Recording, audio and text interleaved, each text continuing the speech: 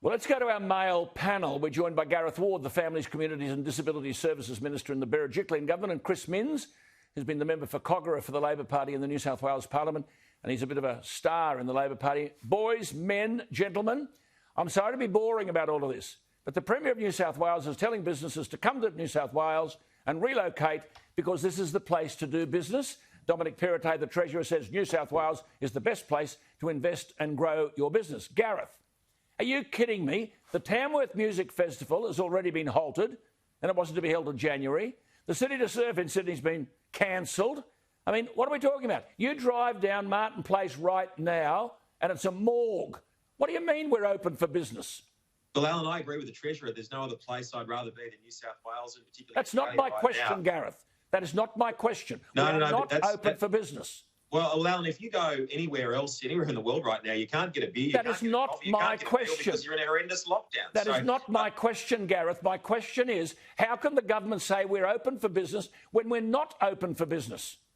I think we are open for business, Alan, and there are people that are talking about investing in New South Wales because of the lockdown regimes, either in other states or other parts of the world, and we welcome that business here to Australia and here to our state. We want to see it flourish. Chris, can you sit in the front seat of a cab? I'm not sure if you can or you can't. Perhaps you can't. You can't in an Uber, I know that, Alan. Look, I think your point, I've supported the government's decisions up until now, but I think that scrutiny in relation to further restrictions from this point on is warranted, and that's for a simple reason. The reinfection rate has plummeted to zero. It's almost impossible to get into the country without having 14 days in quarantine. And given that, we really should have a date as to when life would be returning to normal. It was always 99% of cases were mild. Always 99%. Gareth, we were told these are year-long programs. Do you mean all this nonsense is going to go on for a year? Well, look, we'd like to see it end tomorrow, Alan, but we're listening to the medical advice, as I've said repeatedly. I know you disagree with that, but look, we are not going to repeat the mistakes of other governments and go through devastating second waves and second lockdowns. Gareth, I've asked you every week, and I'm happy to give you credit.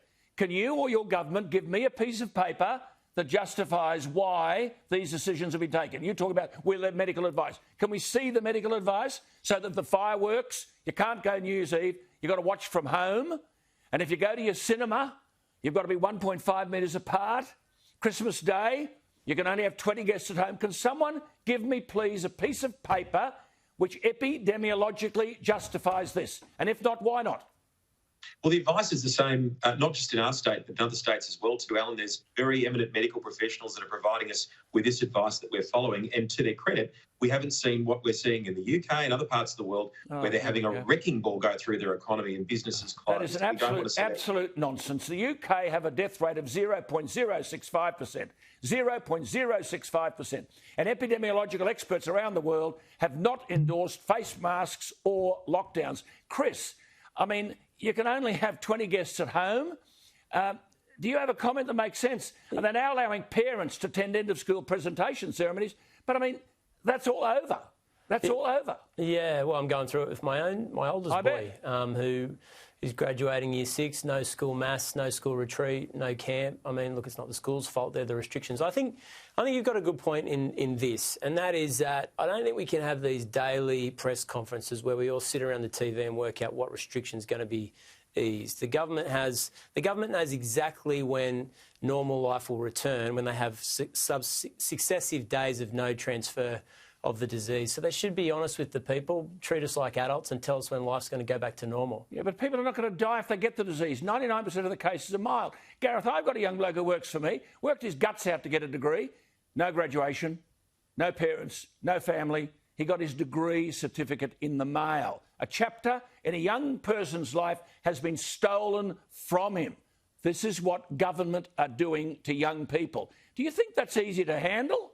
No, it wouldn't be, Alan. I've enjoyed my graduations. I know that people that have missed them this year are certainly in the category of people that have missed a lot of things.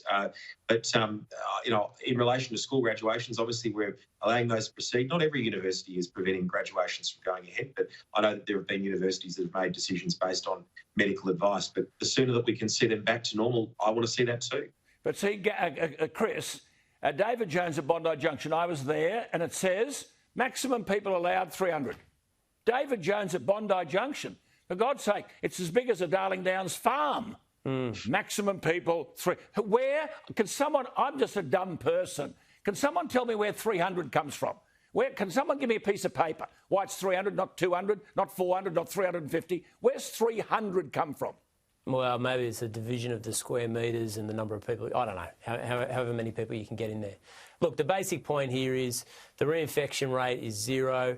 People coming into the country have to spend 14 days in quarantine. The government knows when life will return back to normal. I think they should treat us all like adults and tell us when COVID-free day will be so we can start working out how to rebuild the economy. Absolutely. Now, so Gareth, I'm not having a shot at you. I'm saying that you are government, though.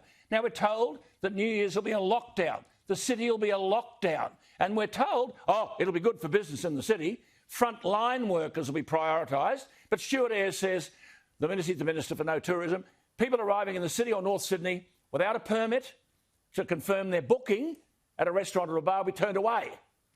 How do you get... Who's booking? Who takes the booking? Well, just hold on a second now. I mean, well, firstly, Stuart Ayres is an exceptional tourism minister. And secondly, I'd say that on New Year's, be it this year or any other year, if you go to a venue, the chances are it's going to be booked out because it's New Year's. I mean, it's farcical to compare New Year's Eve last year with New Year's Eve this year, given what we've been through. Why is there a lockdown? Well, Alan, just like when I go to a movie cinema or the opera, there's a ticketed event, that's going to be the same arrangement. No, we're told the city will be in lockdown unless you've got a permit.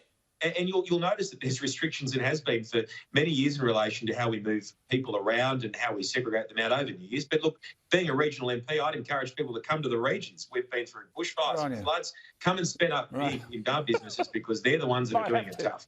Might have to. I'll tell you what, Gareth, we'll be on next week, both of us. You bring me that piece of paper that shows me epidemiological proof for doing what you're doing. I don't think you'd believe me even if I did, Alan. Happy to. Yeah, we'll be happy to tell our viewers. But thank you both for joining us. See you next week.